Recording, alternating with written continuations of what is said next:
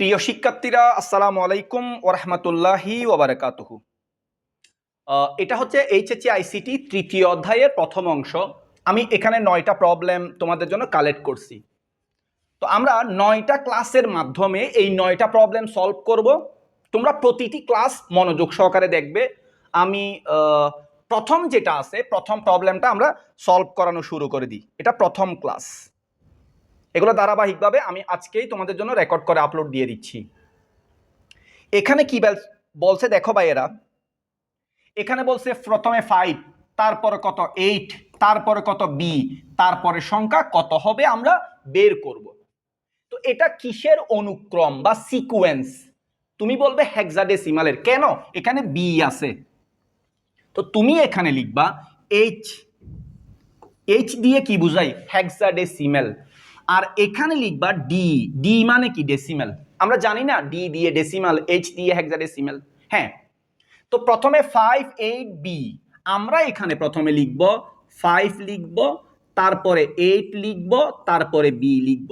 এখানে যা আছে আমরা এগুলা হেক্সাডেসিমালের নিচে লিখে দিছি। আচ্ছা, লিখলাম আমরা, তাতে কোনো কিছু প্রবলেম নাই। 5কে অর্থাৎ হেক্সাডেসিমালে 5, ডেসিমালে এটাকে কি বলে? ডেসিমালে 5 বলে। 8 এটা ডেসিমালে কি বলে? 8 বলে। বি, বি কে কি বলে? 11 বলে। কি বলছি যে 5 কে 5 বলে, 8 কে 8 বলে। বি এটাকে ডেসিমালে কি বলে? বি কে বি বলা যাবে না, 11 বলতে হয়। হেক্সাডেসিমালে বি, ডেসিমালে 11। 10 কে আমরা এ বলি, 11 কে বি, 12 কে সি। ওকে, তো এখন দেখো এখানে বৃদ্ধি পাচ্ছে। 5 আর 8 পার্থক্য কত? 3। 8 আর 11 পার্থক্য কত? 3। অর্থাৎ 5 এর সাথে 3 দিলে 8 হবে, 8 এর সাথে 3 দিলে 11 হবে। তো 11 এর সাথে 3 দিলে কত হবে?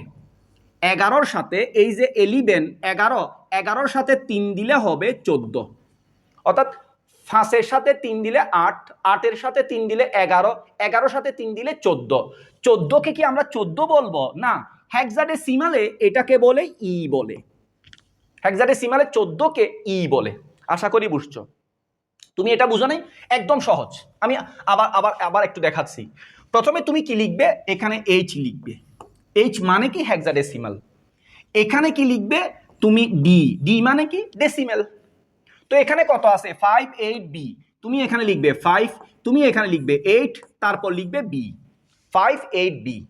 5 কে ডেসিমালে 5 বলে, 8 ডেসিমালে 8। বি এটা হেক্সাডেসিমালে বি বলি, ডেসিমালে আমরা এটাকে 11 বলবো। তাহলে 5 এর সাথে 3 দিলে, অর্থাৎ 5 এর সাথে 3 দিলে 8, 8 এর সাথে 3 দিলে 11, 11 এর সাথে 3 দিলে 14 হবে। 14, 14 কে হেক্সাডেসিমালে কি বলা হয়? ই। তাহলে পরবর্তী ধারার পরবর্তী মান কত হবে? ই হবে। আশা করি বুঝছো। কেমন ছিল ক্লাসটা আমাকে দ্রুত কমেন্ট করে জানিয়ে দিবা প্লিজ বন্ধু। আর আমরা এখানে টোটাল 9টা প্রবলেম আছে। আমি 9টার জন্য, 9টা প্রবলেমের জন্য 9টা ক্লাস রেকর্ড করব। প্রতিটা ক্লাসে বিন্দু বিন্দু করে বুঝাবো। যদি না বুঝো আমাকে কমেন্ট করে জানিয়ে দিবা। তারপরে এই 9টা ক্লাস কমপ্লিট হয়ে গেলে, 9টা ক্লাস কমপ্লিট হয়ে গেলে তোমাদের জন্য এগুলা করাবো। এই যে এখানে আরো কতগুলো আছে, আরো 9টা ক্লাস করাবো, টোটাল 18। এগুলা কমপ্লিট হয়ে গেলে, এগুলা যখন কমপ্লিট হয়ে যাবে আমি তোমাদের জন্য আরো 9টা ক্লাস করাবো। আমার কথা বুঝছো? টোটাল 3 নং 27টা ছোট ছোট ক্লাস। এই ক্লাসগুলা করলে তুমি বোর্ড কোয়েশ্চেন পারবে ইনশাল্লাহ। ক্লাসগুলো কেমন ছিল কমেন্ট করে জানাতে ভুলবে না।